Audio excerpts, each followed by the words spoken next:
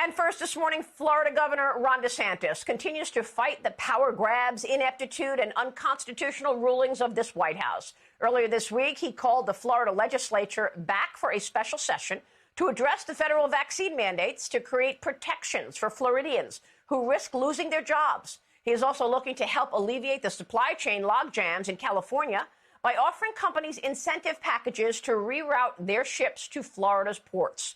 Joining me right now in this exclusive is the governor of Florida. Governor, it's good to have you. Thanks very much for being here this morning. Good morning.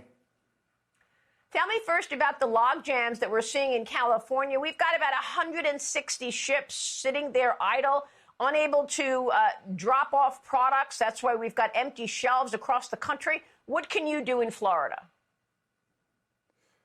Well, Maria, we're really proud of our seaports. Since I've been governor, we've invested about $1 billion into modernizing them and making them even more effective. So we have capacity. So if there are ships that are idled off the West Coast, and actually there's some off Savannah on the East Coast as well, we've already had some from Savannah be rerouted. We can accept that. We have more capacity. And they made a big deal, Maria, recently about California ports would start doing 24/7. We always do 24/7 in Florida. And so we have multiple options. Each individual port can offer companies incentive packages to be able to do it. Obviously, that's a good thing for Florida because we're driving more economic activity in our state, and we've been doing very well. But it's also good for the country to be able to alleviate these log jams because to have shortages continue to pile up. And especially as we get into the Christmas season, this drive inflation even higher. I mean, it's a huge problem. And so Florida can step up and help be a partial solution to this really national crisis. We want to do it.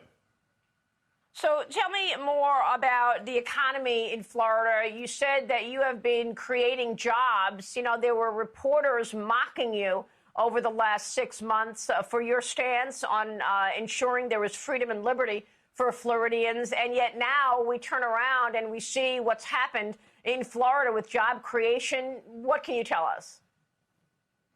So September, the nation as a whole reported 195,000 new jobs.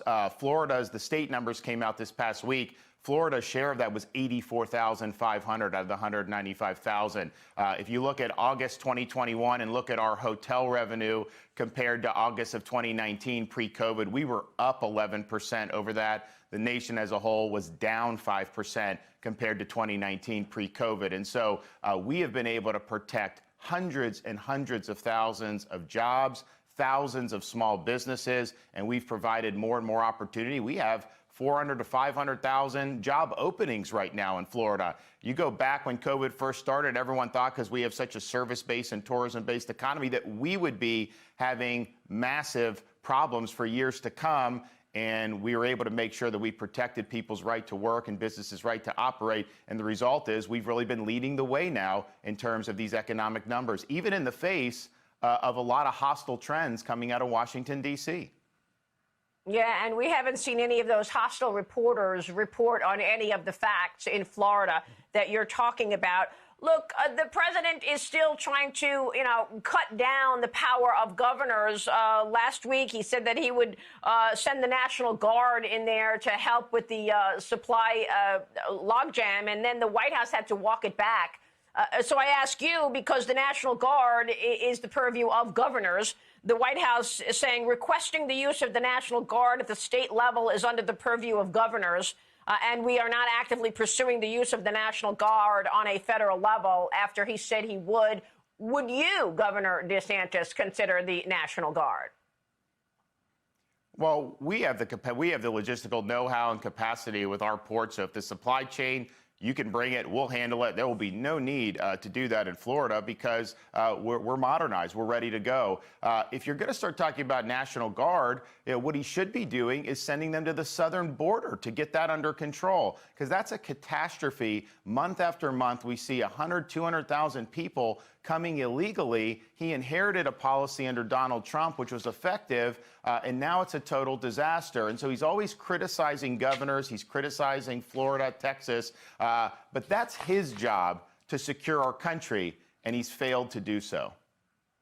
Meanwhile, these vaccine mandates are clearly unconstitutional, and now you've got first responders quitting in droves. We're going to speak with one of them who just lost his benefits later on in the program, a firefighter from Seattle. But look at some of these mandates and how they're causing havoc, because the health systems across the country are already at crisis levels. And now nurses are saying, look, I have religious reasons, I have other reasons that I don't want to be forced to take the shot. So they're walking off the job. Military, if you get discharged in the military with a dishonorable discharge, it's almost equivalent to being treated like a felon.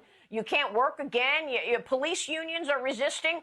In Chicago, there will be fewer police on the streets, already a situation that has crime surging. What are you doing with regard to these vaccine mandates in Florida, Governor? Well, fortunately, we've been able to fight back very effectively against mandates imposed by, for example, local governments against police fire. Maria, these people we've been hailing as heroes, the nurses we've said have been heroes this whole time. They've been working day in and day out. They couldn't do their job on Zoom. They had to be there, and they did it, and they did it with honor and integrity. Now you have people that want to kick them out of their job over this shot, which is basically a personal decision. And you're right, what Biden's doing is unconstitutional. He does not have the authority to do this, but what it will do on a practical level, in addition to being unconstitutional, in addition to taking away people's personal choices, is it will wreak havoc in the economy. Because even if a small percentage of these folks end up losing their jobs or voluntarily walking away, you're going to have huge disruptions in medical, in logistics, in law enforcement. And so in Florida, our policy is very clear. We're going to have a special session, and we're going to say nobody should lose their job based off these injections. It's a choice you can make, but we want to make sure we're protecting your jobs and your livelihoods. Yeah, not only that, but in a situation where there's crime spiking across the country, the president of the police union in Chicago is estimating that 3,200 Chicago police are defying the vaccine, and they will be off the job. That means off the streets. What is that doing to the American people and their feeling of safety? It's very concerning. Your thoughts on where this is going? I mean, is he just trying to insist that this is a law so that companies follow before it could actually be, abdicated and confirmed to be unconstitutional? Well, first, I think it's important to point out, on a scientific basis, most of those first responders have had COVID and have recovered. So they have strong protection. And so I think that influences their decision on a lot of this, that they have already had it and recovered. And so they're making no accommodations for that. They're still pretending like that doesn't even exist. And so that's really, really troubling when you see that. But I can tell you, Maria, in Florida, not only are we going to want to protect the law enforcement and all the jobs, we're actually actively working to recruit out-of-state law enforcement, because we do have needs in our police and our sheriff's departments. So in the next legislative session, I'm going to hopefully sign legislation that gives a $5,000 bonus to any out-of-state law enforcement that relocates in Florida. So NYPD, Minneapolis, Seattle, if you're not being treated well, we'll treat you better here. You can fill important needs for us, and we'll compensate you as a result. 'Cause the flag still stands for freedom, and they can't take that